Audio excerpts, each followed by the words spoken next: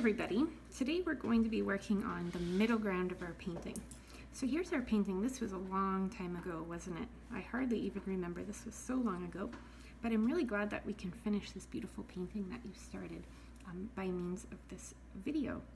So there's going to be 2 more classes, which is what we had arranged with your mom. So you were going to come here 3 times, and last time you came to my house we did your background, and you all did a really beautiful background. So we did various shades of blue. Remember, we did dark blue, medium blue, and light blue. And then what we had worked on really hard was how to blend those shades together. And you all did a really excellent job blending your shades together.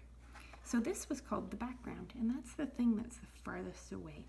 So in our picture, that was the sky.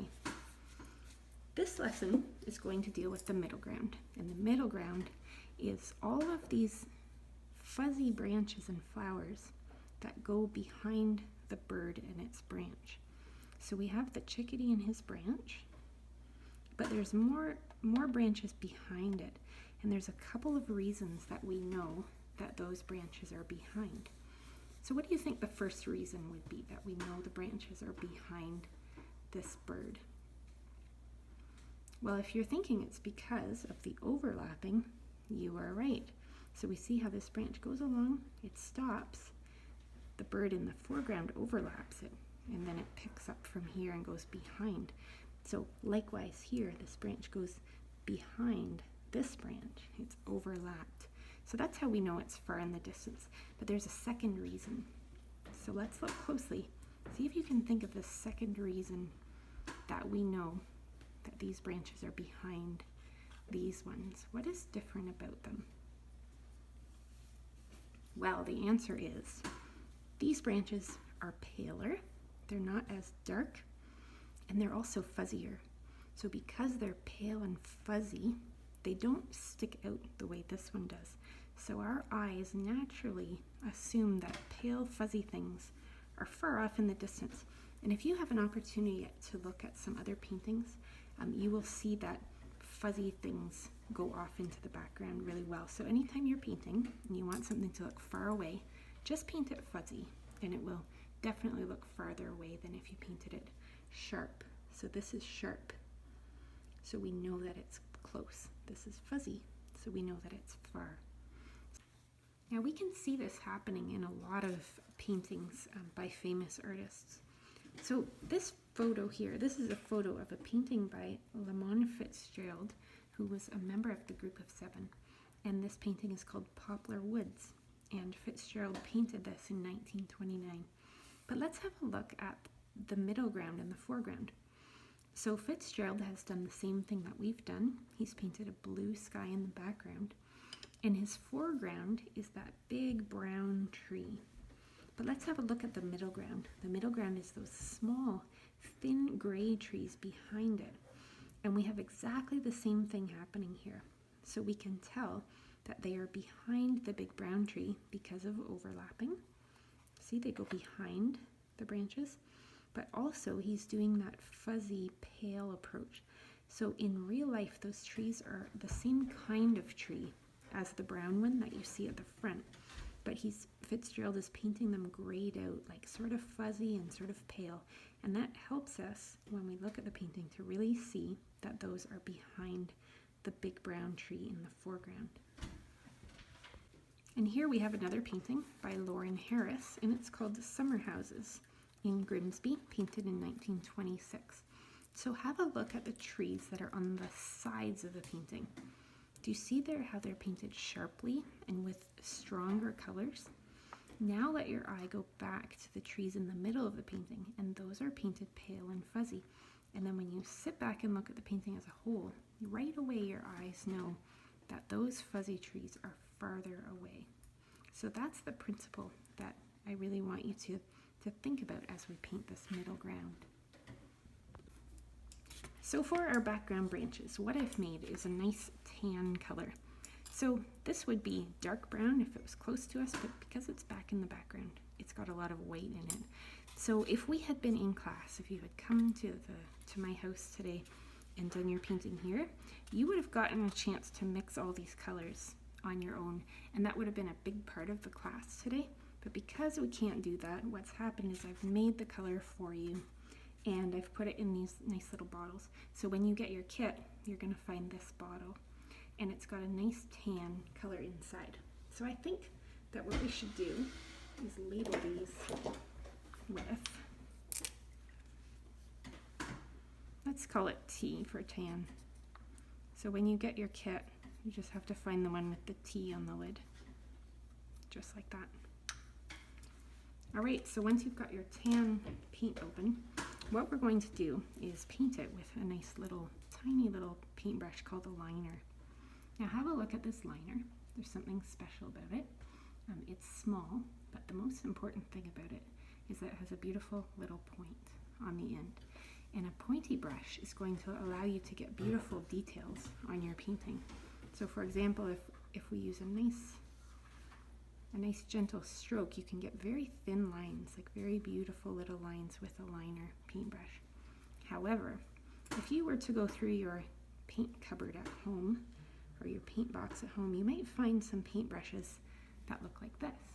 Now do you see how the end does not have a point anymore compared to this one? So this is the same size brush, but what happened to this one? Well, let me show you. What kids like to do, and I don't know why, but they do. When we're using these brushes, a lot of times kids like to go like this and squish them around. Have you done this to a brush before? Probably. It's just something that all kids like to do to brushes, but as soon as you do that, you've wrecked the point. And even doing it like once or twice, you're going to wreck the point and you'll never have a point again. So that's why this brush looks the way it does. Now if I try to paint a nice thin line with it, I can't anymore because it's all bent and we don't have a beautiful point. So even though you want to, don't do this to your paintbrushes and they will last you a long time. Okay, so it's time to take your liner paintbrush and we're going to fill in all the branches in the background. Now notice that the paintbrush is pointing up. So when we're painting with the liner, we want fine details and it's got to be facing, the handle should be pointing to the ceiling. Okay, so it's not the way you hold a pencil. The way you hold a pencil is on an angle. You see how it's pointing this way? When you're painting, it's got to be up. Now you can still rest your hand on the canvas, but it's really important that you're working with the tip of the brush and that you're not squashing that brush out. Okay, so you're going to keep the tips very nice and beautiful. We have to use these brushes for a lot of the painting, so I don't want you to wreck that beautiful point before the end of the painting. So if you can put on some nice, gentle, quiet music to help you, it would be a really good idea because we really need to slow down and concentrate as we paint these branches. And I find that students who are feeling rushed or stressed can sometimes make a lot of mistakes here.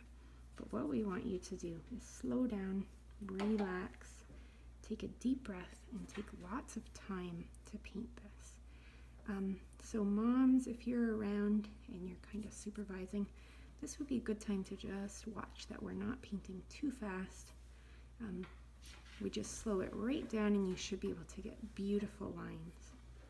Once you're finished, I think it helps to thicken where the branches come off of the left side of the painting, just to give the illusion that, you know, when branches are thicker, when they come off the tree, and then as you go away from the tree, they get thinner.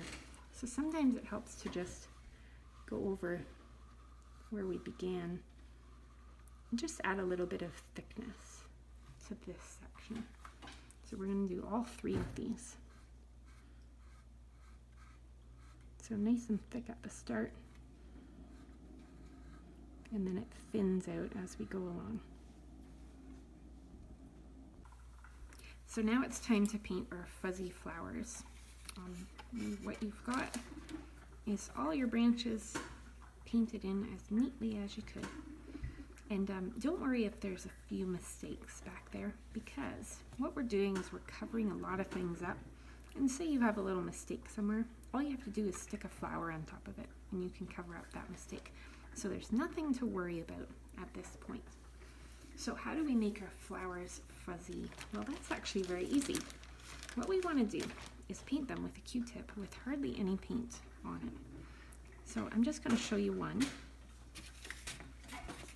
If we use a Q-tip, take a little bit of paint, and I mean a little wee bit of paint, then rub it off again on your palette.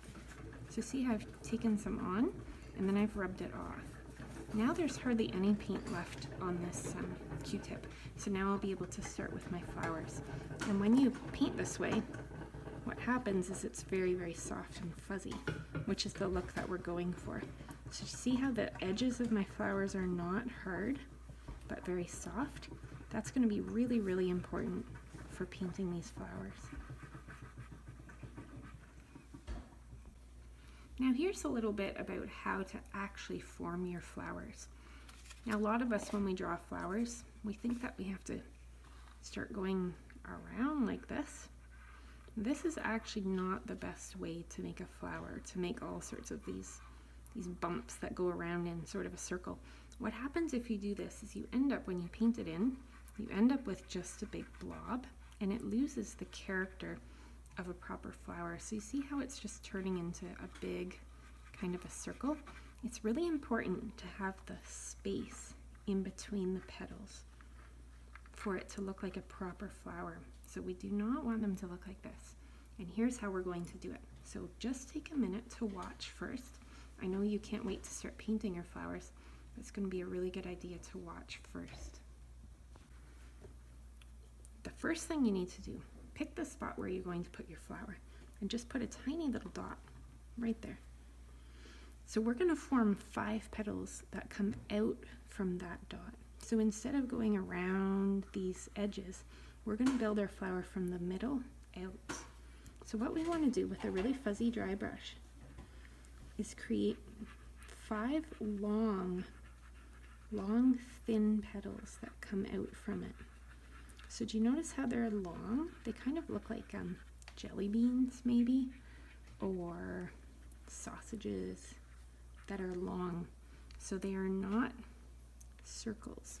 So if you're getting circles, what you have to do is just pull them out so that they're nice and long. So if I did another flower here, dot in the center, 5 long petals that come out from the center.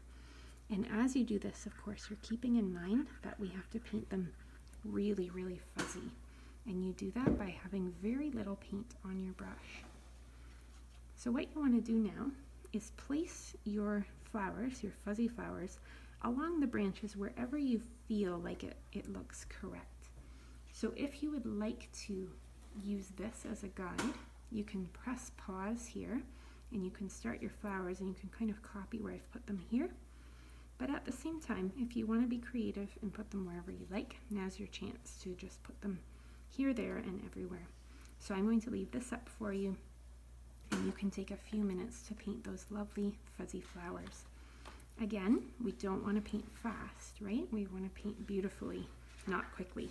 And typically, quickly and beautifully don't always go together.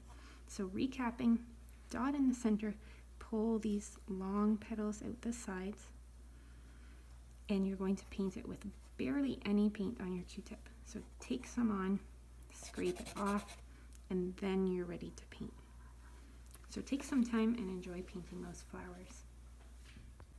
So this is how it should look when you're finished. And remember, if you copied where I put them on the sample, that's fine. You may have done your own thing, and that is fine too. So in your kit, you're going to find that color in these little jars, and I'm going to label them with a P for pink.